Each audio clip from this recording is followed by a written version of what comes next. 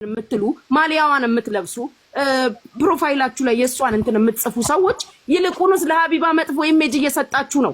ሀቢባ ተሳደበ ለምን ሲባል እኔ ተሳዳቢ አላመጣሁት ጉጂ ሂጂባቸው እነሱ ሰላምዬ አሁን ላይ ሰው ምን ይያላል አስገበት ሀቢባ አትሳደብም የማትሳደበው ተሳዳቢ ስላላት ነው እያሉ ነው።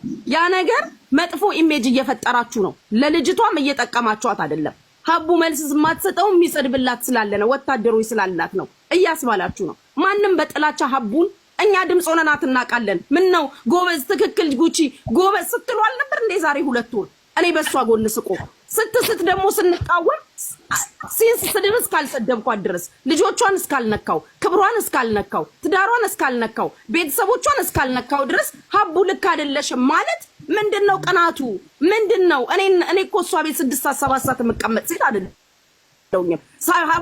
ሀቡ ቤት ገብቼ ገስት ላይ ማወራ ሰው አይደለሁኝም።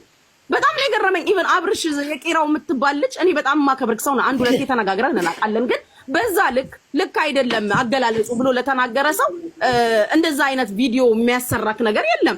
ኦፍ ኮርስ ነገም ከነጎዲያ ሚዲያ ላይ ነው ስተት ሲኖር እንናገራለን። ለምንድን ነው የማንናገረው? ግድፈት ካለ ልክ አይደለም ሀቡ እንላለን። ከፍቅር እኮ ነው ያለው ከጥላቻ አይደለም እንዴ።